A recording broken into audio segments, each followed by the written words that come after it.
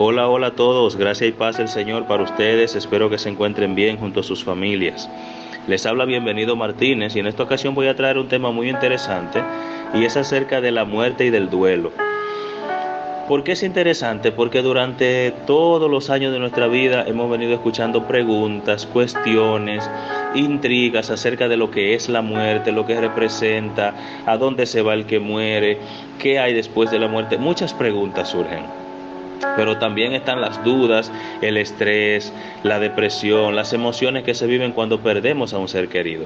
En otro episodio yo les voy a hablar acerca de la persona que muere, lo que pasa después bíblicamente, pero hoy me voy a centrar en el duelo que viven las personas que han perdido a un ser querido. Entonces, primero tendríamos que definir qué es la muerte. La muerte no es más que la separación entre el espíritu y el cuerpo. El cuerpo, que es el físico, y el espíritu, que es el que Dios ha soplado en nosotros y que nos ha dado la oportunidad de tener vida. Recordemos que en Génesis capítulo 2 verso 7 la Biblia dice que el Señor Dios hizo un hombre del polvo de la tierra y que cuando sopló en su nariz aliento de vida, entonces este hombre fue un ser viviente, de manera que ese soplo de Dios en la nariz de ese muñeco de barro, del polvo, hizo que se convirtiera en un hombre, en un ser viviente. ¿Qué pasa? Que cuando ese espíritu se separa de ese cuerpo físico creado, entonces surge la muerte, porque la vida es exactamente la unión entre el espíritu y el cuerpo. Habiendo definido eso, entonces entramos directamente en lo que es el duelo. ¿Qué es el duelo? ¿Cómo se vive? ¿Cuáles mecanismos existen para que el hombre pueda superar el dolor, la tristeza de haber perdido a alguien a quien ama? Bueno, para esto tenemos un mecanismo de defensa que existe en nuestro cerebro y que lo utiliza el mismo cerebro en el momento que perdemos a alguien. Yo quiero destacar algo importante y es que nada en el ser humano surge al azar. Nada en el ser humano está por casualidad.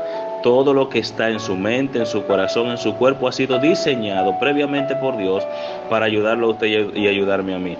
Hay ocasiones en las que usted, mientras está viviendo un duelo, llora, ora, sufre, le dice: Señor, ayúdame a superar este dolor, desconociendo que ya Dios ha trabajado en su corazón y en su mente para que cuando usted pierda a un ser querido tenga las herramientas necesarias para que pueda superarlo.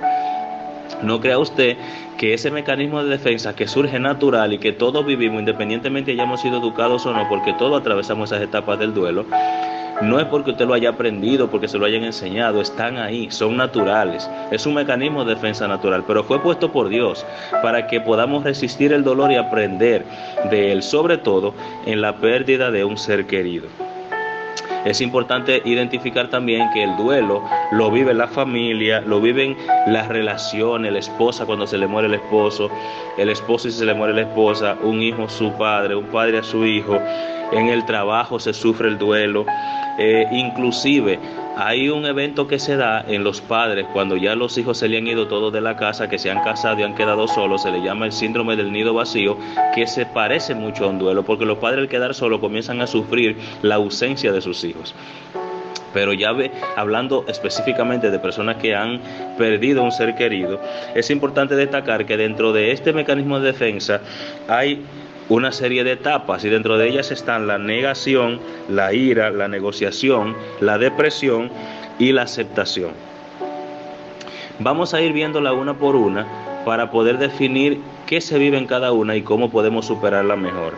Número 1, la negación. Esta es la etapa en la que el cerebro está capacitado para negarse a recibir el impacto de la muerte directa, porque es tan sorpresiva, es tan dolorosa, es tan impactante que el cerebro como mecanismo de defensa, recordemos, puesto por Dios, el cerebro como mecanismo de defensa lo que hace es resistirse a creer que eso ha pasado. Y en vez de aceptar, la persona murió, comienzo a decir: no, no es cierto, no lo creo, no es verdad que murió. Esas personas que usted escucha diciendo eso están atravesando la primera etapa del duelo, que es la negación. Y el cerebro hace eso para poder resistir el dolor, porque recibir el impacto inmediato y aceptar si murió podría hasta matar a la persona del corazón, podría hacerle un daño irreparable emocionalmente y hacer que la persona pueda caer en una depresión o hasta tomar acciones en el momento que no serían las más apropiadas para su salud. Entonces, lo primero que hace el cerebro es negarse a recibir el impacto de la noticia y en el momento se resiste. Luego de eso, la ira. Cuando ya va entendiéndose poquito a poquito que sí pasó, entonces surge la ira. En esa ira comienza la frustración, la impotencia por la incapacidad de cambiar lo que sucedió. Uno quisiera hacer que todo sea diferente, uno quisiera cambiar la realidad, volver un poquito más atrás el tiempo para estar ahí, evitar lo que pasó, por haber dado el medicamento, por no haberlo dejado ir a ese lugar, por haber tomado otra decisión, y uno se aira, se molesta con uno mismo, se molesta con Dios, se molesta con el esposo, se molesta con el hijo, se molesta con el vecino, con cualquiera con lo que él entiende que pudo haber tenido una relación tan directa como para que no pasara lo que pasó. Pero también es importante entender que este mecanismo de defensa en esta etapa ayuda, porque en este momento las cuestiones y las preguntas son las que al final nos vamos a responder y que nos van a dar el aprendizaje principal de haber vivido esa situación de dolor. Luego de esto viene la negociación, que no es más que donde tratamos de buscar alternativas, evaluar alternativas. Es donde tratamos de cambiar la situación. Es como que yo comienzo a preguntarme cómo podría haber sido si lo hubiese manejado de esta forma, cómo pudiera haber sido, qué resultado hubiese tenido si hubiese hecho diferente, si hubiese tenido una actitud diferente, si no hubiese tenido la reacción que tuve, y comienzo a pensar, a analizar cuáles son las cosas que pude haber hecho mejor, cómo debo hacerlo de ahora en adelante, porque probablemente lo hice mal en ese momento, pero si lo hago diferente ahora no vuelva a pasarme eso. Comienzo a negociar conmigo mismo y comienzo a hacer el equilibrio entre la negación y la ira de que no acepto que esto haya pasado, y comenzar poquito a poquito a entender si pasó, qué estuvo mal, cómo puedo mejorarlo, qué puedo hacer ahora, y de esa manera puedo ir creciendo en el proceso. La otra etapa es la depresión. En esta etapa es cuando se acepta ya la realidad. En esta etapa es la más dolorosa de todas, porque aquí ya usted acepta, sí, realmente se fue, lo perdí, ya no lo tengo conmigo, no la tengo conmigo, ya no va a estar, ya no lo voy a volver a ver durante mucho tiempo. El que tiene fe y es cristiano sabe que lo volverá a ver en la presencia de Dios y llora con esperanza, con tranquilidad, aunque duele, pero ya aceptado, sí, ya no está, ya se nos fue, ya no lo vamos a volver a ver tan constante como nos veíamos. El cerebro ya está listo para resistir el dolor, pero viene una etapa de depresión. En ese momento la persona no quiere comer, no quiere hablar mucho, quiere estar solo, quiere dormir, no quiere compartir con nadie, porque ya ha aceptado que realmente esa persona a quien ama ya no va a estar con él.